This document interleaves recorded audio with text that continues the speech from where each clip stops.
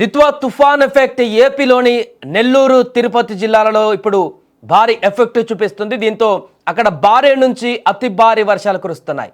గత 3 రోజుల నుంచి వానలు పడుతూనే ఉన్నాయి. ఈ నేపథ్యంలో ఇవాళ కూడా 2 జిల్లాలలో పిడుగులతో కూడినటువంటి వర్షాలు కురిసే ఛాన్స్ ఉన్నట్లు వాతావరణ శాఖ వెల్లడించింది.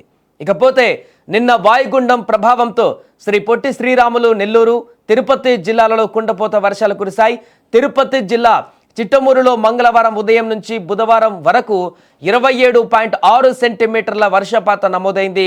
శ్రీ పొట్టి శ్రీరాములు నెల్లూరు జిల్లా సర్వేపల్లిలో 27.2, ఇదగలిలో 24, తిరుపతి జిల్లా అల్లపాడులో 23.8, విద్యానగర్లో 19.6, నెల్లూరు జిల్లా మనుబోలులో 17.9 సెంటీమీటర్ల వర్షపాతం నమోదైంది. అలాగే మల్లంలో 17.6, అక్కంపేటలో 16.7, నెల్లూరులో 14 సెంటీమీటర్ల వర్షపాతం చొప్పున అక్కడ నమోదైంది.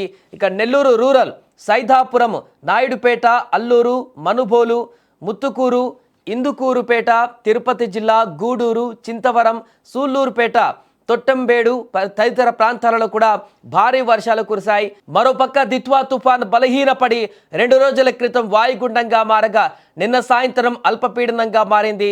దీని ప్రభావంతో మరో 2 రోజుల్లో రాష్ట్రంలో అక్కడక్కడ తేలికపాటి వర్షాలు కురుస్తాయని వాతావరణ శాఖ తెలిపింది. ఈ నేపథ్యంలోనే ఇవాళ నెల్లూరు తిరుపతి జిల్లాలలో అక్కడక్కడ పిడుగులతో కూడిన మోస్తారు నుంచి భారీ వర్షాలు కురిసే అవకాశం ఉందని కూడా వాతావరణ శాఖ వెల్లడించింది. వీటితో పాటు ప్రకాశం, అనంతపురం, శ్రీ సత్యసాయి, వైఎస్ఆర్ కడప, అన్నమయ్య, చిత్తూరు జిల్లాలలో తేలికపాటి నుంచి మోస్తారు వర్షాలు కురిసేటువంటి అవకాశం ఉందని కూడా వాతావరణ శాఖ వెల్లడించింది. ఈ నేపథ్యంలో ముఖ్యంగా నెల్లూరు తిరుపతి జిల్లాలో ఉన్నటువంటి ప్రజలు కొంత అప్రమత్తంగా ఉండాలంటూ చెప్తున్నారు. ఎక్కువ వర్షాభావ పరిస్థితులు అక్కడే ఏర్పడుతున్నాయి కాబట్టి ఈరోజు ఇంకా అక్కడ వర్షాలు కొనసాగేటువంటి అవకాశం ఉంది కాబట్టి అత్యవసరమైతే తప్ప బయటికి వెళ్లకుండా ఉండాలంటూ కూడా సూచిస్తున్నారు.